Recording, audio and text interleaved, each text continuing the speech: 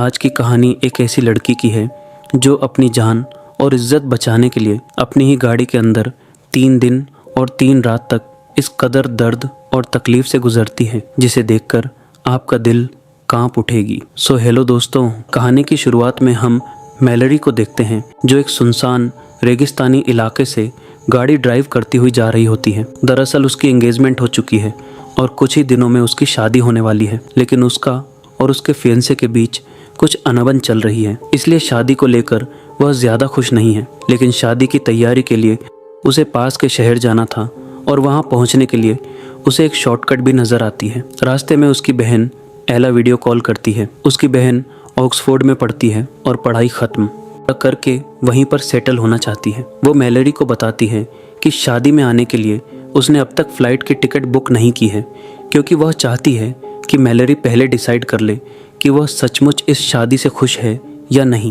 तो मैलरी थोड़ी मुस्कुराते हुए कहती है कि हाँ, वह खुश है। इसके बाद मैलरी गाड़ी ड्राइव करते हुए अकेले रास्तों पर निकल पड़ती है और थोड़ी दूर जाकर एक शॉर्टकट रोड ले लेती है। रोड तो अच्छा था और शहर जाने के लिए यही एक रास्ता था जिससे वह जल्दी पहुंच सकती थी। फिर वह म्यूजिक चलाती है और थोड़ा बहुत एंजॉय करते हुए आगे बढ़ने लगती है। लेकिन काफ़ी दूर आगे जाने के बाद गाड़ी अचानक बीच रास्ते में बंद हो जाती है। वह उतरकर इंजन चेक करती है और स्टार्ट करने की कोशिश करती है, लेकिन कुछ भी नहीं होता। उसे लग रहा था कि अब तो वह फंस चुकी है और यहाँ उसके फ़ोन में भी सिग्नल नहीं आ रहा था। कुछ समय गाड़ी में बैठकर सोचती रहती है कि काश कोई ऐसा मिल जाए जो उसकी हेल्प कर दे। फिर जब वह एक एनर्जी ड्रिंक निकाल के खोलने लगती है तभी वह कैन फट जाता है, जिससे उसका शर्ट खराब हो जाता है। फिर वह गाड़ी के पीछे जाकर कपड़े बदलने लगती, लेकिन तभी अचानक वहाँ एक लड़का आता है जिसे देखकर वह घबरा जाती है। पर वह लड़का मैलरी से अच्छे से पेश आता है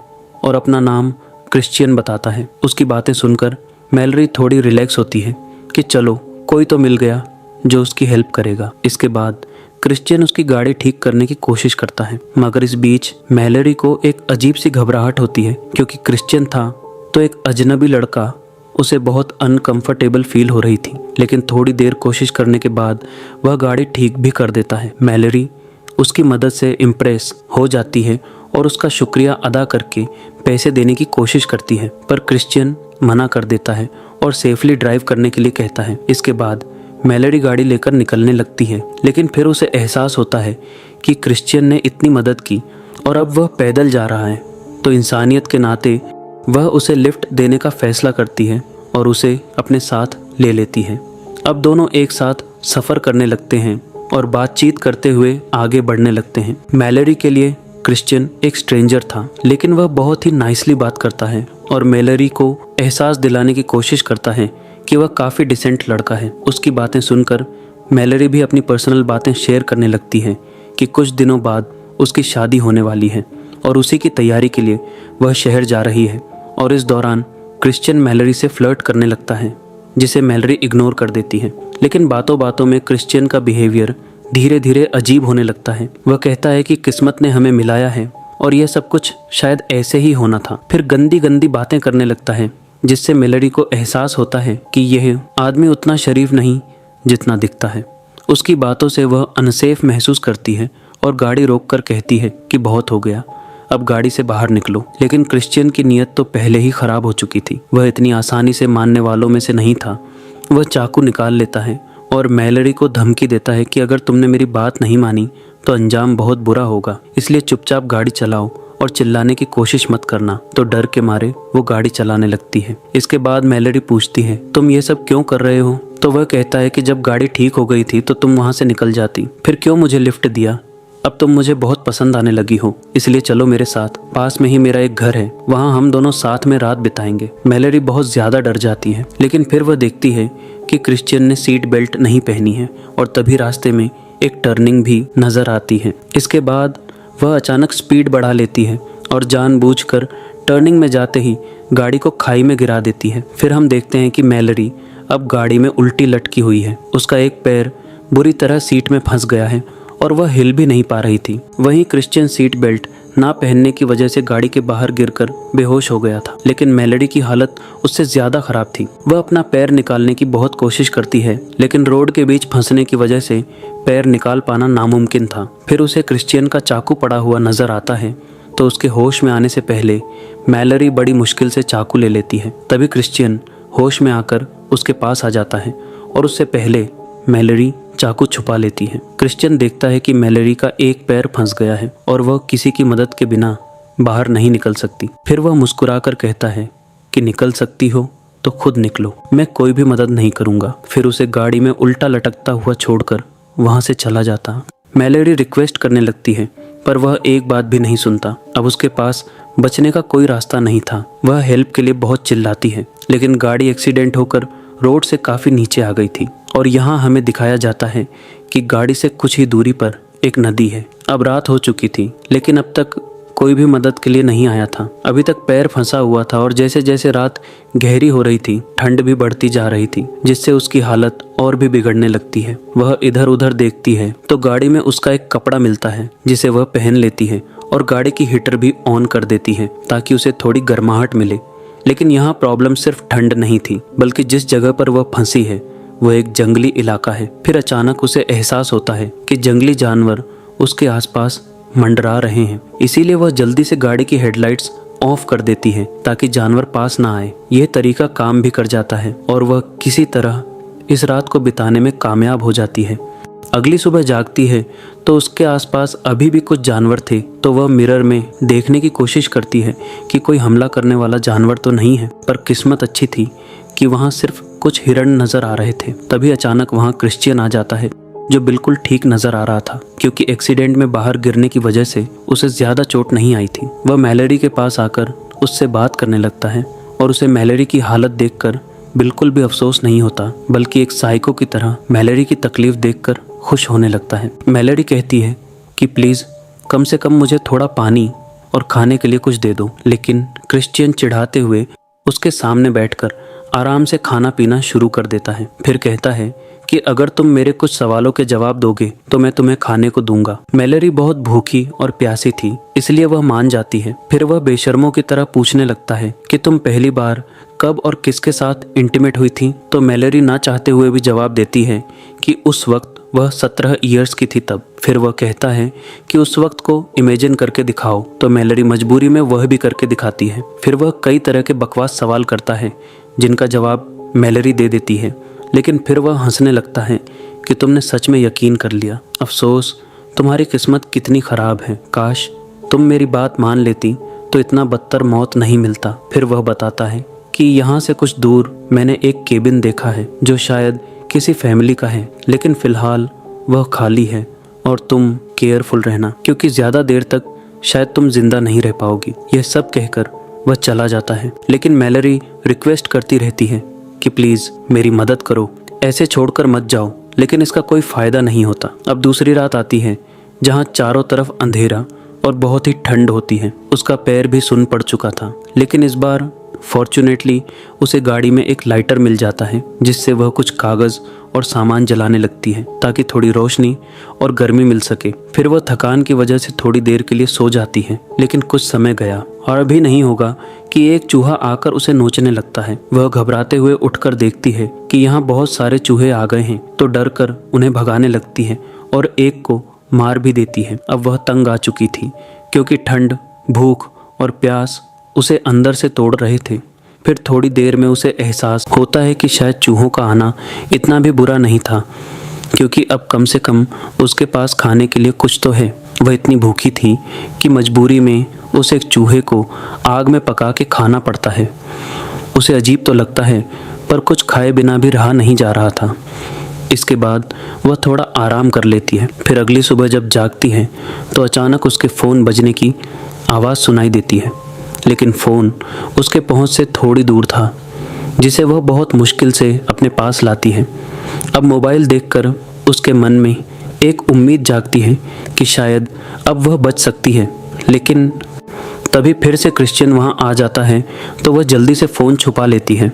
अब क्रिश्चियन फिर उसी केबिन की बात करने लगता है कि केबिन में रहने वाली फैमिली वापस आ चुकी है, लेकिन मैंने उनके ही केबिन में उन्हें बंद कर दिया है ताकि वह गलती से भी तुम तक ना पहुंच पाए।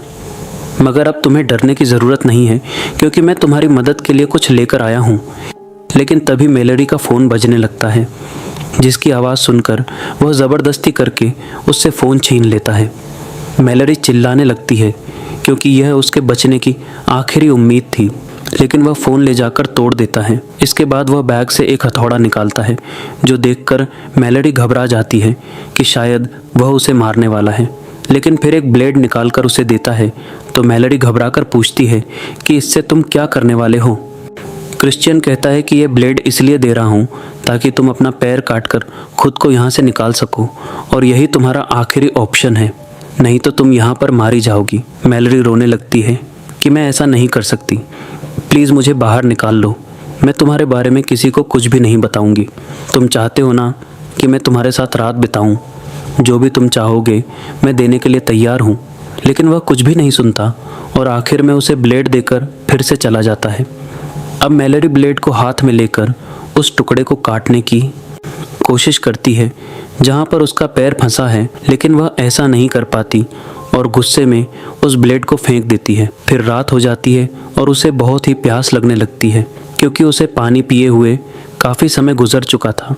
उसके पास में ही नदी थी, लेकिन काश वो वहाँ तक पहुँच पाती, मगर उसकी किस्मत अच्छी थी। कुछ ही देर में तेज़ बारिश शुरू हो जाती है और उसके अंदर जैसे जान आ जाती है। वह जी भर के पानी पीती है, जिससे उसे थोड़ी राहत मिलती है।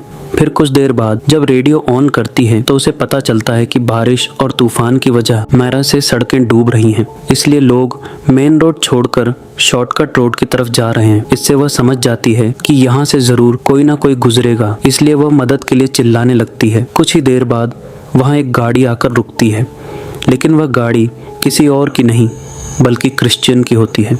अब जैसे ही वह गाड़ी रोककर उसके पास आने लगता है तो मैलोरी समझ जाती है और एक प्लान सोचती है।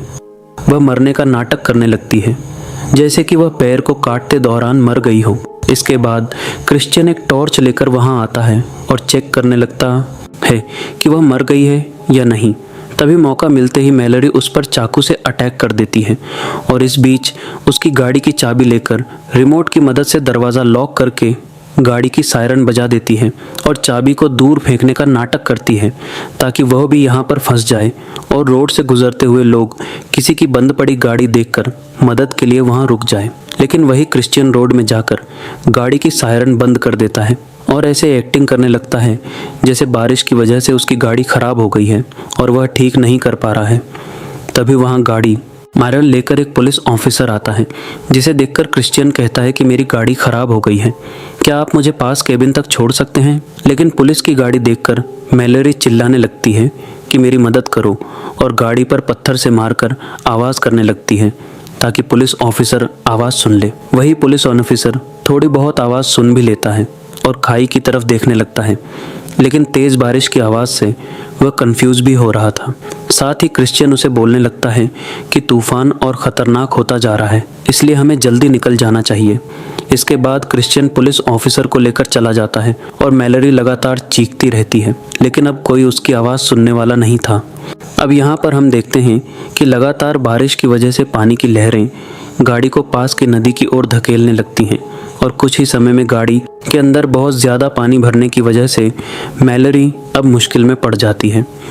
वह समझ जाती है कि अगर वह जल्दी कुछ नहीं करेगी तो ज़िंदा नहीं बच पाएगी। इसके बाद वह बहुत हिम्मत करके ब्लेड से अपने पैर को काटने की कोशिश करती है, क्योंकि इसके अलावा और कोई रास्ता नहीं था, और हल्का सा कट लगा भी लेती है कि तभी गाड़ी पानी में बहते हुए आखिरकार नदी में जा गिरती है और तभी उसका पैर भी निकल जाता है। इसके बाद वह गाड़ी से निकलकर बहुत मुश्किल से तैरते हुए किनारे तक आ जाती है। वह बहुत ही ज़्यादा कमज़ोर पड़ चुकी थी और सुलह से जल्द उसे मेडिकल हेल्प की ज़रूरत थी, लेकिन किसी तरह खुद को संभालने के बाद वह पास से एक लकड़ी लेकर उसके सहारे आगे बढ़ने लगती है। यहाँ से कुछ ही दूरी पर एक केबिन है जिसके बारे में क्रिश्चियन ने बताया था। वह उसी की तलाश में आगे बढ़ने लगती है और कुछ दूर जाते ही उसे वह केबिन नज़र आने लगता है, लेकिन केबिन के पास जाते ही उसे किसी लड़की की आवाज़ सुनाई देने लगती है जो मदद के लिए चिल्ला रही थी। वह समझ जाती है कि उस फैमिली को शायद क्रिश्चियन ने बंदी बनाकर रखा है।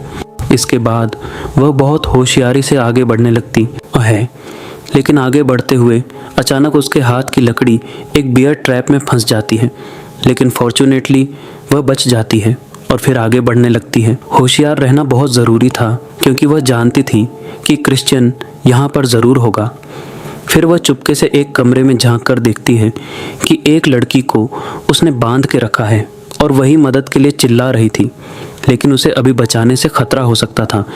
इसलिए आगे बढ़कर जब वह दूसरे रूम में देखती है तो वहाँ क्रिश्चियन उस पुलिस वाले को बहुत बुरी तरह मार रहा था। वह सब कुछ देखती है पर अभी कोई एक्शन नहीं लेती। फिर धीरे धीरे अंदर जाती है और देखती है कि क्रिश्चियन ने सिर्फ उस लड़की को छोड़कर उसकी पूरी फैमिली को मार दिया है। जिसके बाद वह पुलिस ऑफिसर की गन उठा लेती है और चुपचाप अंदर जाकर उस लड़की को खोलने की कोशिश करती है। वहीं क्रिश्चियन दूसरे रूम में पुलिस की यूनिफॉर्म पहन रहा था, लेकिन मैलरी जल्दी जल्दी उस लड़की के हाथ खोलने की कोशिश करती है। तभी क्रिश्चियन की आवाज़ सुनकर वह दरवाजे के पीछे छुप जाती है। इसके बाद रूम के अंदर आते ही मैलरी उसे गन पॉइंट पर ले लेती है, लेकिन तभी क्रिश्चियन उस पर हमला कर देता है और उसे मारने की कोशिश करता है। यह देखकर वह लड़की भी क्रिश्चियन से भिड़ जाती है, लेकिन मैलरी उसको जल्दी भाग जाने के लिए कहती है और खुद उसके साथ लड़कर उससे बच निकलती है। लेकिन क्रिश्चियन इतनी आसानी से पीछा छोड़ने वाला नहीं था। वह सारे कमरों में मैलरी को ढूंढने लगता है। मैलरी एक टेबल के नीचे छिपी हुई थी, पर वह उसे ढूंढ लेता है और उसे पकड़कर मारने की कोशिश करता है। तभी मैलरी किसी तरह उसे मारकर दोबारा उससे बच निकलती है, लेकिन क्रिश्चियन फिर से उठता है और इस बार वह बाहर जाकर ढूंढने लगता है। लेकिन तभी अचानक मैलरी पीछे से आकर हमला करके उसे बालकनी से नीचे गिरा देती है और नीचे गिरते ही उसका पैर एक बियर ट्रैप में फंस जाता है और वह दर्द से चिल्लाने लगता है। अब क्रिश्चियन वैसे ही मुसीबत में फंस चुका था जैसे मैलरी फंसी हुई थी। इसके बाद मैलरी उस लड़की के साथ नीचे आती है और क्रिश्चियन को उसका चाकू देकर कहती है, क्या तुम्हें हेल्प की कोई ज़रूरत है? तुमने जैसे मुझे ब्लेड दिया था वैसे ही मैं तुम्हारा चाकू लौटा रही हूँ। ये लेकर अपना पैर काट लो और यही तुम्हारा आखिरी ऑप्शन है, नहीं तो तुम बच नहीं पाओगे। क्रिश्चियन दर्द से तड़प रहा होता है, लेकिन उसने जो भी किया इन सब का अंजाम ऐसे ही होना था। फिर मैलरी किस्मत की बात करती है कि शायद तुम सही कह रहे थे, रास्ते में हमारा मिलना और आखिर में इसी तरह तुम्हारा बेमौत मरना शायद किस्मत में ऐसा ही होना लिखा था। अफसोस तुम्हारी किस्मत कितनी ख़राब है। इसके बाद वह क्रिश्चियन को वहीं पर तड़पता हुआ मरने के लिए छोड़ बस देती है और उस लड़की को लेकर वहाँ से जाने लगती है और इसी के साथ यह कहानी यहीं पर ख़त्म हो जाती है। तो दोस्तों, मैं उम्मीद करता हूँ कि यह कहानी आपको बेहद पसंद आई होगी।